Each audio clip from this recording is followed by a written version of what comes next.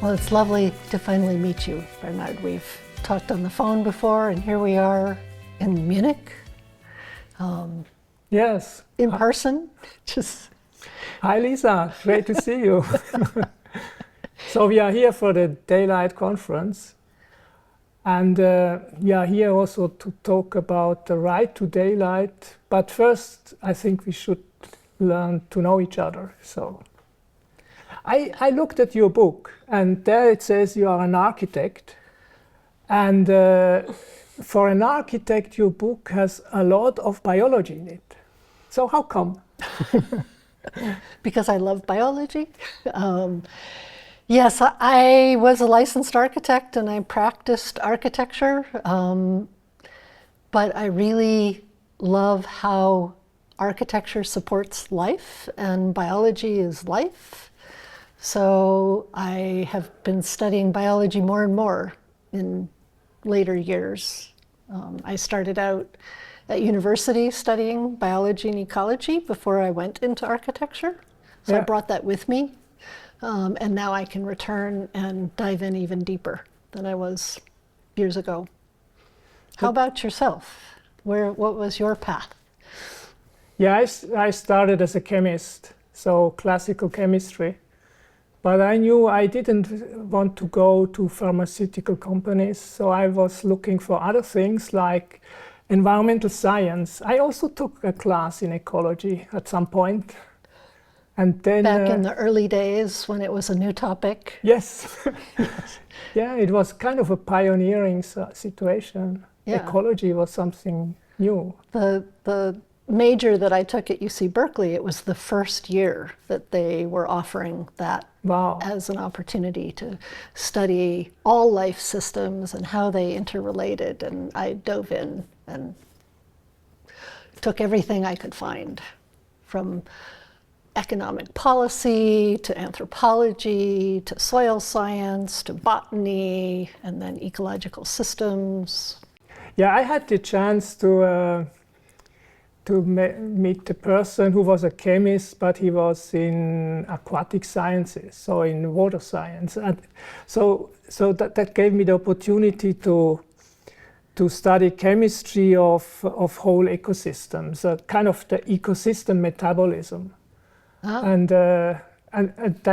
that's probably the reason why I stayed in chemistry. Otherwise, I would have left it completely. For me, it's amazing that, in a way, humans are very adaptive organisms. I mean, we are living from the equator to the polar regions. We can adapt to practically anything, right? And it doesn't kill us. Yeah. We learn how to live in the tropics or in the poles, and we invent technologies, and we think we're done. Yeah, but we would also like to have a good life. So we adapt also our environment. We adapt our behavior. In ecology, what I learned, is that there are bacteria or algae that are adapted to very low light conditions. They even make their own special pigments so that they can harvest the red light, which is rare, so which the others didn't use. So they used this the last bit.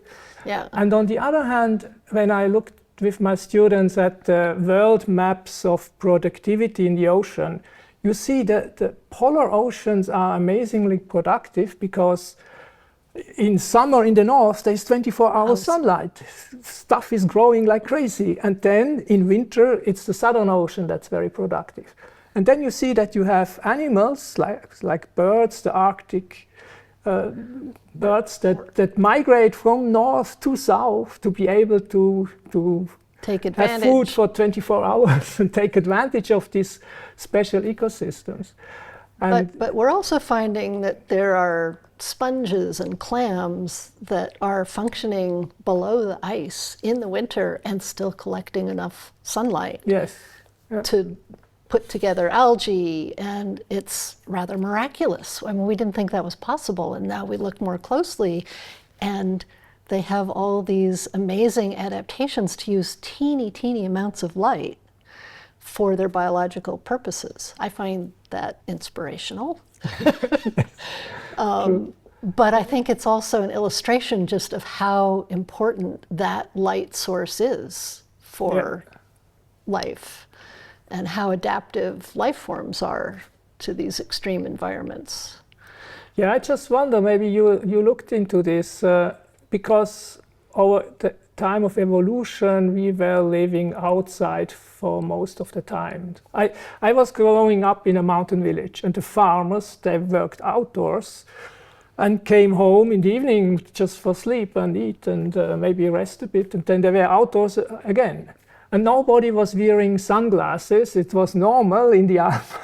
I mean, you were adapted to that. And now you say we spend 90% of our time indoors, and this is a big change, no? Are we going back to the cave somehow? Well, I think that quite a number of our chronic diseases are supported by that lack of access to sunlight and daylight. And I believe that we're seeing more and more evidence that although we've survived without this exposure to daylight, that it is not doing us well in the long term, that we could be healthier if we spent more time outdoors, in sunlight, in daylight, more exposure. Yeah. So that's really what most of my current work is focusing on, like what are those elements, how much do we need, how much time do we need, what kind of spectral wavelengths do we need. In architecture, we've spent so much time working on energy efficiency, which is defined as, for light, lumens per watt, and that's excluded all the other wavelengths that aren't included in our visual processing. But there's many more wavelengths, both short wavelengths, ultraviolet, long wavelengths, near infrared, that other biological systems use. Yeah. And there's evidence that humans may be using those too, and they may be essential for our health. So we may have over-optimized for this energy efficiency. And in the building realm, yeah. Yeah. And now with the new biology, we're learning that maybe we need to broaden that definition a little bit further, and appreciate the other non-visual aspects of daylight that are contributing to our health. So do you get the right type of information from biologists or medical people about what is needed to design healthy buildings? Or no, because we want answers right now, and they take much too long. Okay. You know, scientists are very careful, and they're setting out their experiments, and they want enough evidence and to build on things, and it frankly can take decades to come up with a highly refined answer. In the meantime, people need to live, and we need to build buildings, and so we're going ahead with the evidence that we have. But it would be better if we could get more faster. Yes. And if biologists could really understand how necessary that information is for the design of our environments. Yeah.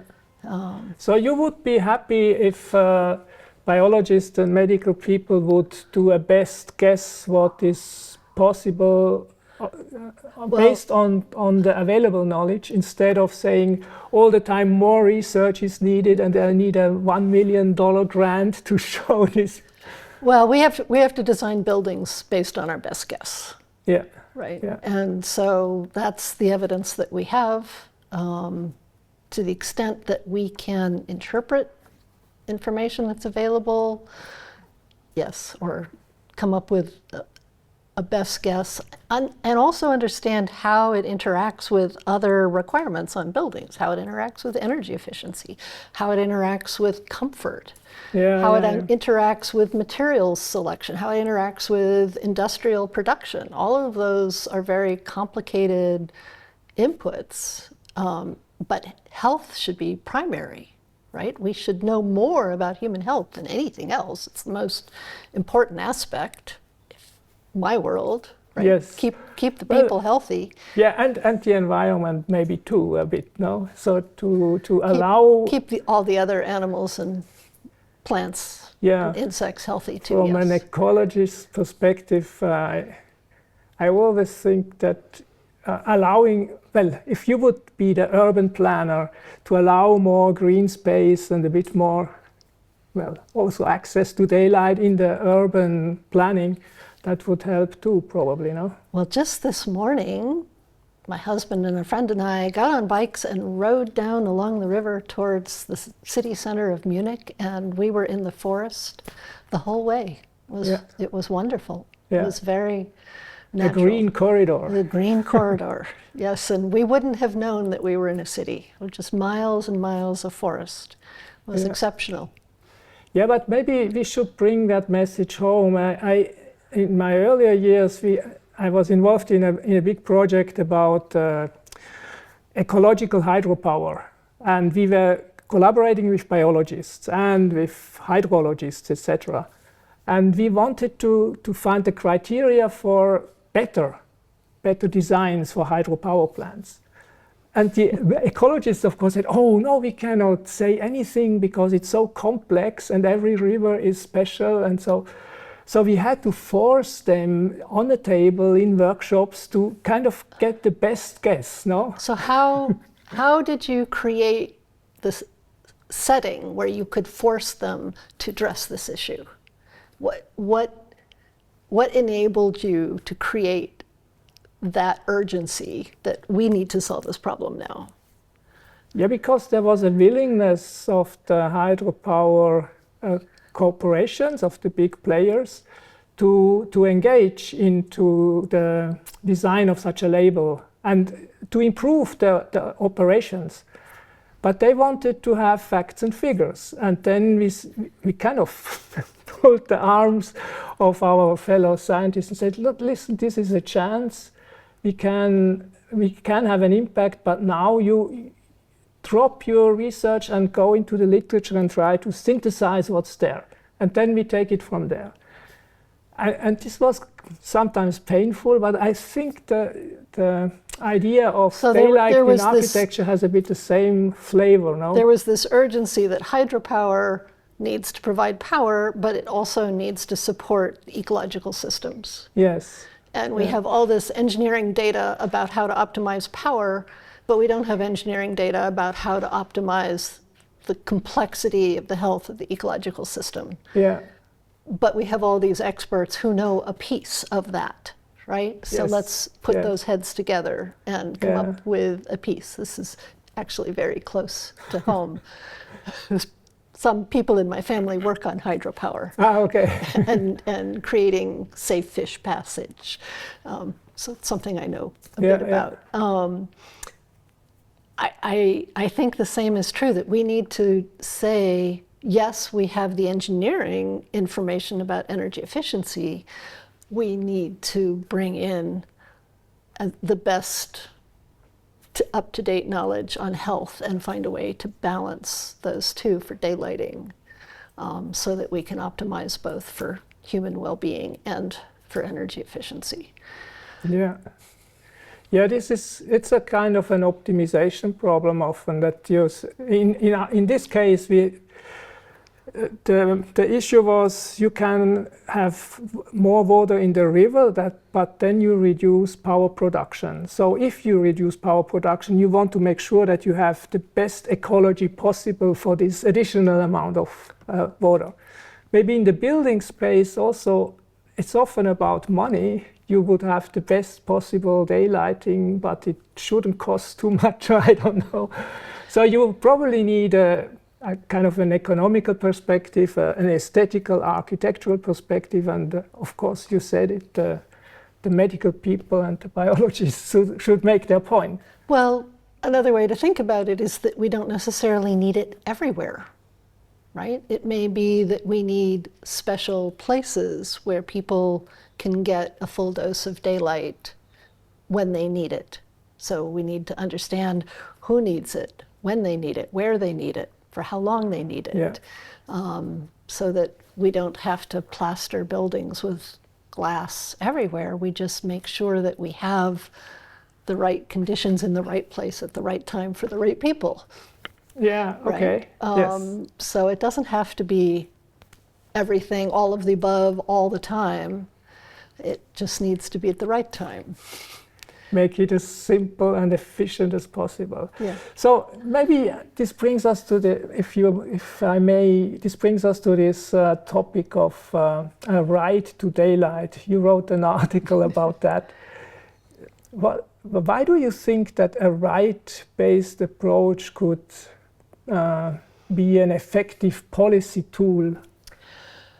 Well, that's a great question, and one that I ask myself.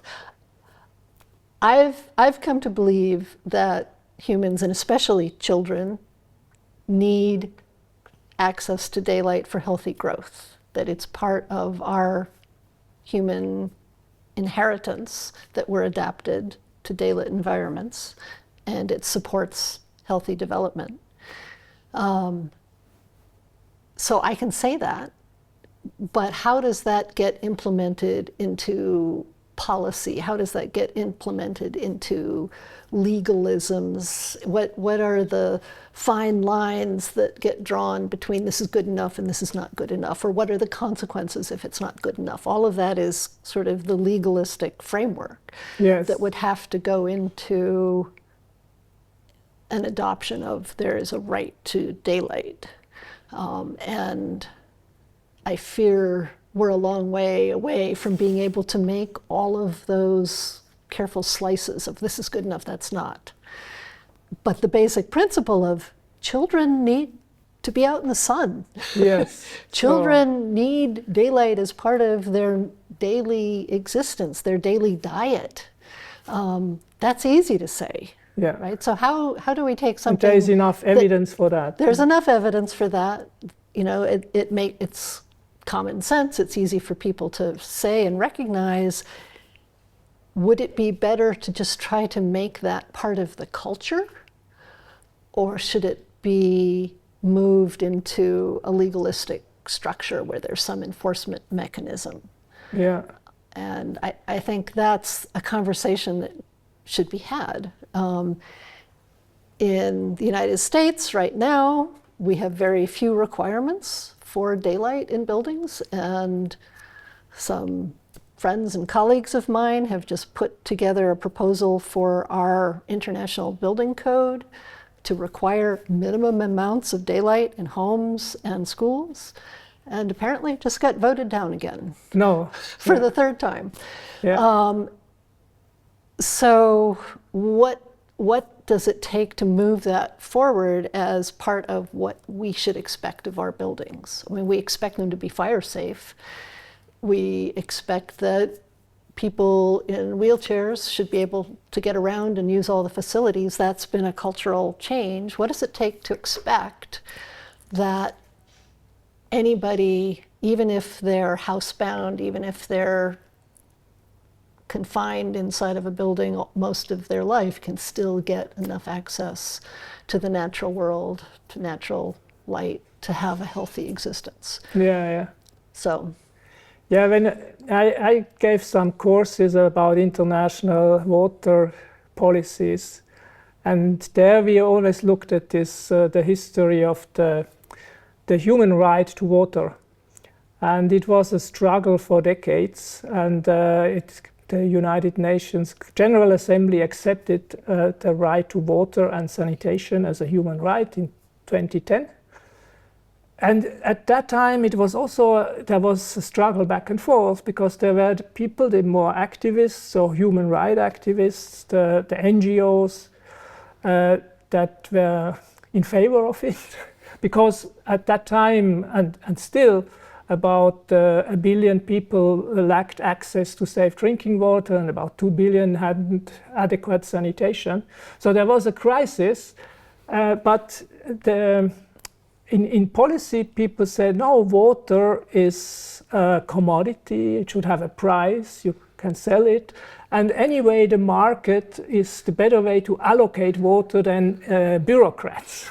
Right. So this was a heavy fight, and finally, I guess the reason why it became a human right was that there was a broad alliance between trade unions and NGOs, human rights activists, women rights people, and also religious groups that thought, well, it's a human, you cannot let people die from because they don't have access to water.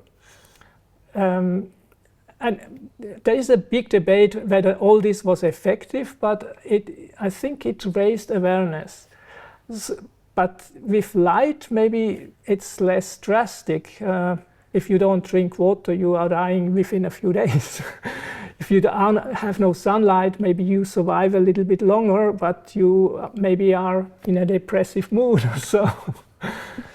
So it might be a difficult sell. Well, but and there's always the business opportunity if we can make that, right? Yes. We could make a product, we could sell it, maybe it'll be good enough. We'll learn how to make it better and better and better, and it will completely substitute for the sun, the sky, the atmosphere. But then I think, do I want to live in a world where I don't see the blue sky?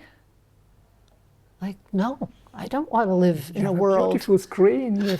No, that's not good enough. I want to see real clouds and real sky. And I want my children and all children to feel that the sky is theirs. Yeah. That's part of their world, their environment.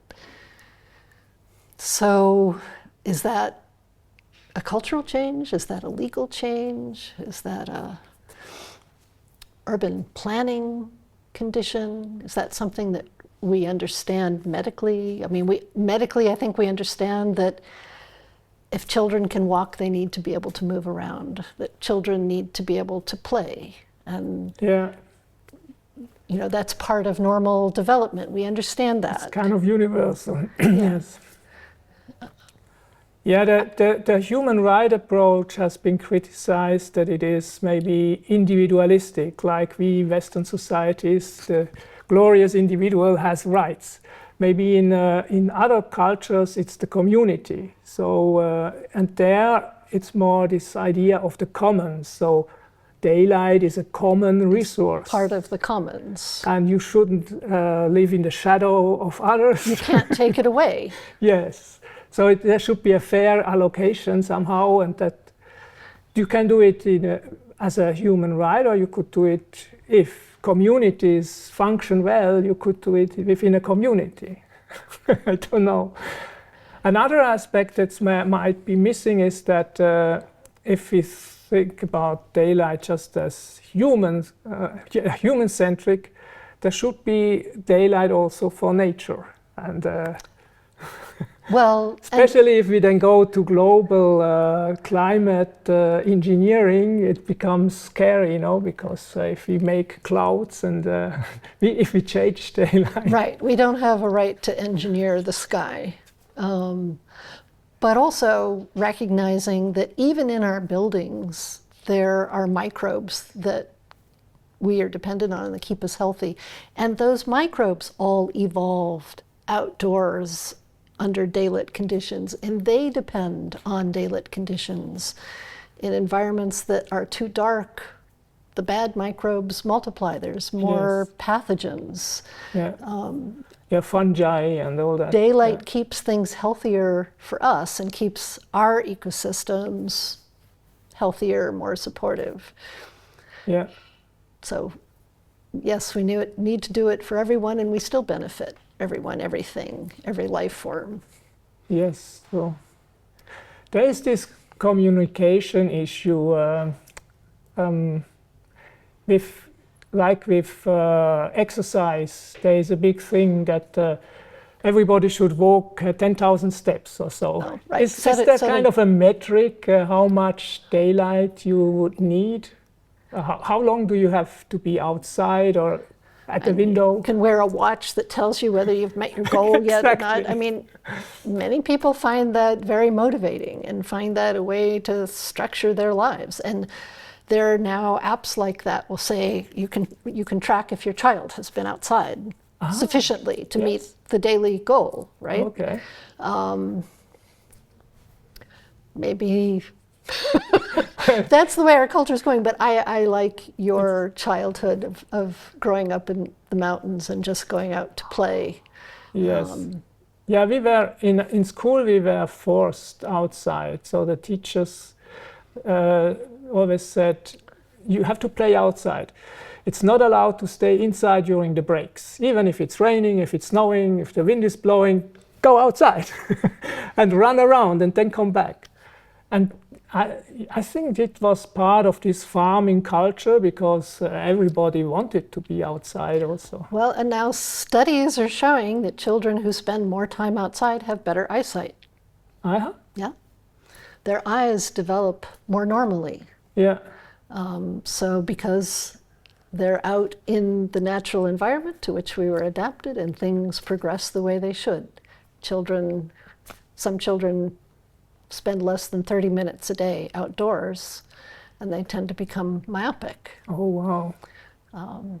So there's a need to maybe make these facts known.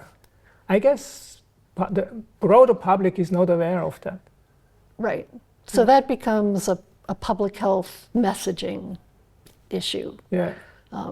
Can we find a way to spread the word that this is a way to contribute to health? But then it would also be helpful if those scientists would come back with some specifics that we could use to back it up. Yes. Have a sense of urgency, as we were talking earlier. Yeah. So that's part of the beauty of the Daylight Academy, of putting together a very multidisciplinary community that can talk across disciplines, ecologist to architect, to clinical practitioner, to artist, to public health official, and see if we can spread the gospel. Well, pull together compelling information that will work across all these different disciplines. Yes. Yeah, as a chemist, I'm familiar with distillation. Or you have this whole pot of stuff, and then you heat it and you extract the, I see. the condensate, which is. So we need to distill the message chemically. I think so. Yeah, as scientists, especially if they are coming from different disciplines, and everybody has their glasses, disciplinary glasses. You first have to find a bit of common language and then agree on the essentials. What would we like to present outside, and how can we best do that? This is a fascinating thing. Maybe you cannot get a lot of academic credentials when you are at a younger academic age. There you have to show your disciplinary strengths. But later on, as maybe I'm retired now, I have more time to be useful in a way. And that's also something I guess that the Daylight Academy is a good platform of bringing people together. This is really an important message, and I need to find a way to get it out. Yeah. Yes, I'm right there with you. So I have a friend who is in acoustics, and he got the task to measure the acoustic quality of outdoor spaces. So, and he uses quite sophisticated gear to look at, noise from traffic, birds, people discussing or singing, or children screaming and so on. And then they do kind of social science research whether people find this is a nice outdoor space or if it's annoying. And he tries to correlate that. So for the quality of access to daylight in windows, or the quality of outdoor spaces for accessing daylight, is there kind of a list of criteria that should be matched? We can fairly easily describe how many hours of sunlight does a plaza, does a park, does a street get per week, per month, per year. We can divide it by seasons. We can simulate all that. What's the level of illumination that's available to the bottom floor of a building? Yeah. So that's all within our simulation power these days, and so we can start to report that and analyze it at an urban scale, at a building scale. One of the projects I worked on early on was developing metrics of daylighting performance for buildings that looked at annual performance and what were the illumination levels. So we have a lot of computer power to pull all that information together and simulate it and then publicize good examples, not so good examples. Well, and you could also do kind of surveys with people maybe to rate their environment, do social science research in a way. Yeah. But what we do know is that privileged people tend to have more access. Yes. And that living in dense cities, certainly living in the basement, living in very deep plate buildings. Or working there is a problem, yeah. Working there? I remember when I was a student, I mean, in primary school, I had this nice school with big windows, sunlight. And then also in college, we had typically we had big windows. And then I went to the technical university. Well, that's because in the 19th century and early 20th century, that was understood to be necessary, the norm for healthy development. And there are books that were written about that at the time, how to design schools for healthy children. Big window fronts. With healthy eyesight, yes. I mean, it was a cultural mandate that we need to do this for our children, and then we've lost and eroded Somehow that we mandate. forgot. But when I went to ETH at my university as a student, this beautiful building from the 19th century was filled, the inner courtyards were filled with new lecture halls that had no windows because of densification. So this was in Zurich. The prices for land are extremely high, so they had to densify within. And as a first-year student, we were sitting there for hours without sunlight inside, and I got so tired. So I felt this kind of being deprivated. And this is a global trend to densify the cities. Yes. And this is the trend we need a way to push against, to say you can only go so far, or you have to take exceptional measures to bring the light in, or to provide access to views to the outdoors. That is not something that you can give up. Yes, right? That's really the message. That would be a vision for the cities of the future, or the buildings of the future. Yeah, and we need architects to think about the geometry of how to make that happen. There are examples. For example, Ralph Knowles in Los Angeles worked out a solar envelope of what's the largest area you can build in a city that will not shadow the neighbors excessively, so that everyone has access to sunlight, and we can understand where the shadows are going and minimize that impact. Yes. That's knowable. We just need the will to implement that on an urban, on a social scale. Yeah, but that would bring us to the stumbling blocks now. How can we convince policymakers, the city codes, the construction industry, right, and especially when property business. The cities are in crisis and people are living on the streets, how can you argue that they need to have the perfect house?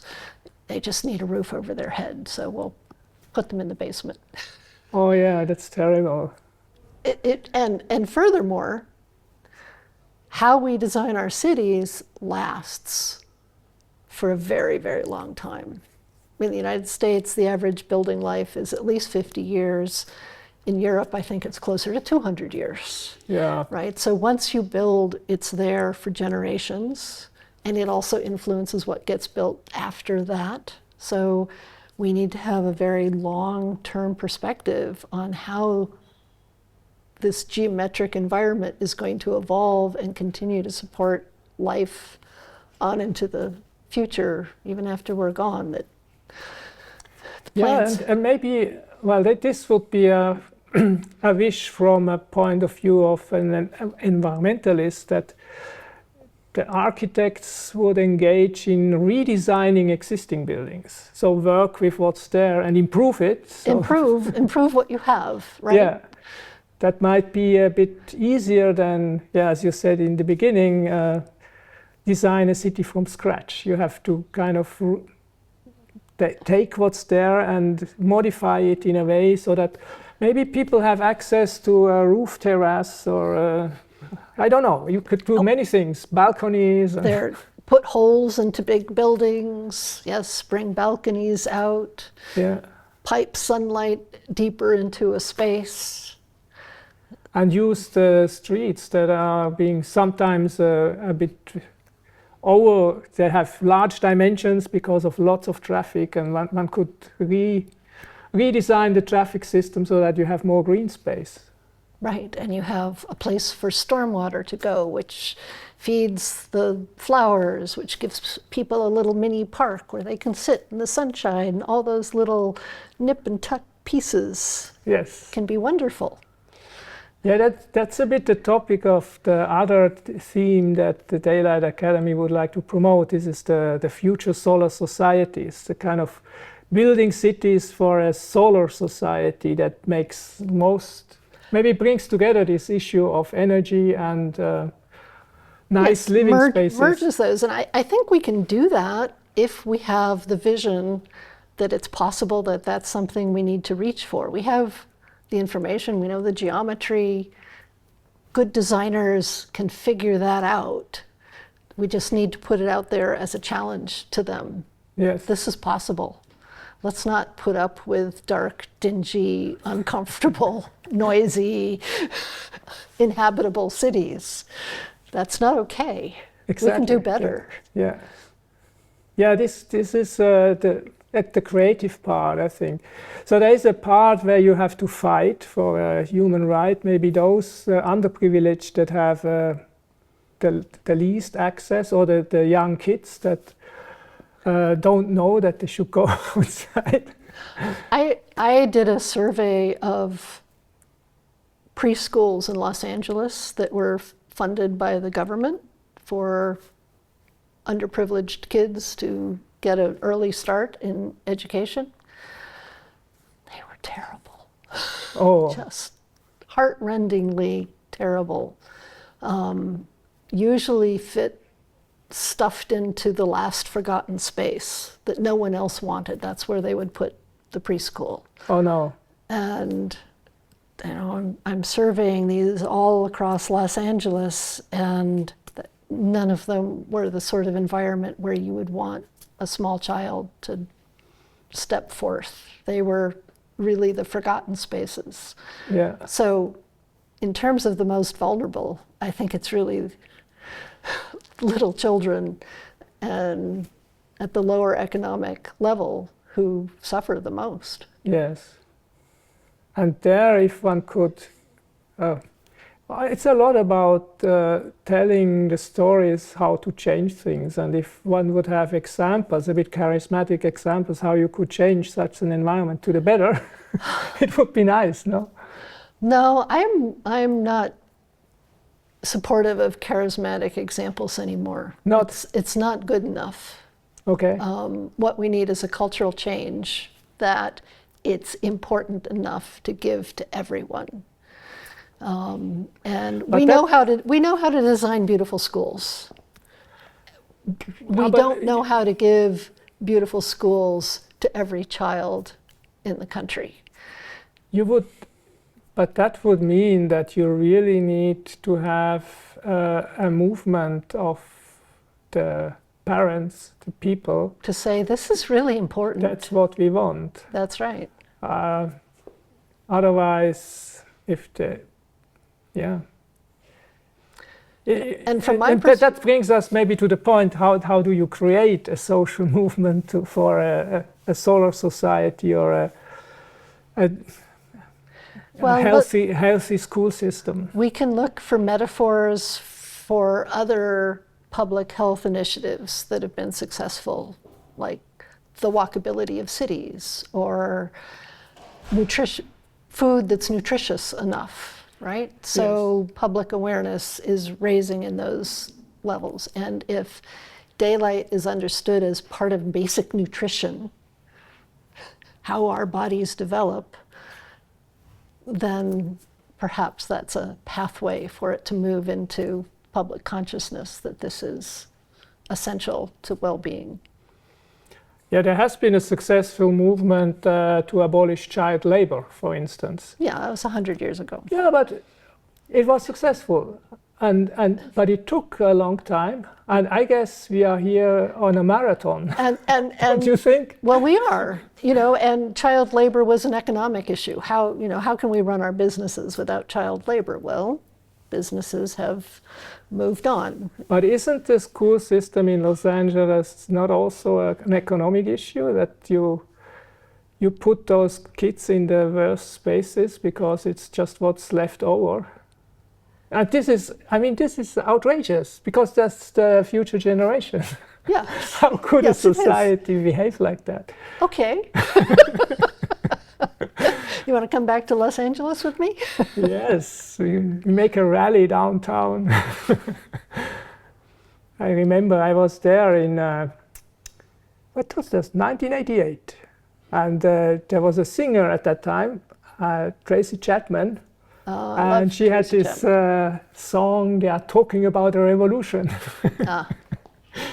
Yes, and I mean, it's important to find the right alliances. And for me, this issue of the right to water was a success story, because it was possible that people who were just angry that the big mining companies polluted their water, and other people who were angry because they didn't have safe drinking water at home, because they had polluted water, they had to walk a long time, and then there came others and said, I sell you bottled water, that's good, but please give me $1 per liter.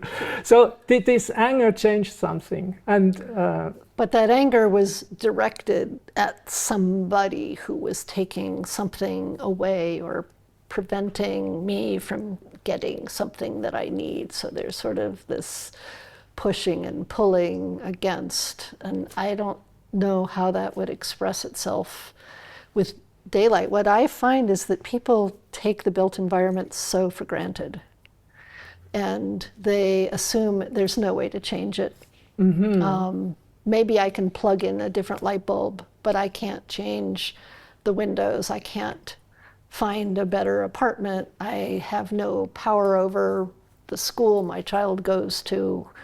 The timelines are so long. I mean, certainly, buildings last for maybe 100 years. It's hard to think of changing them, but with your perspective that everything can be improved a little bit, right? Yeah. So we can keep making things one brick at a time. We can make things, every time we do something, we can make it a little better and move closer to the ideal.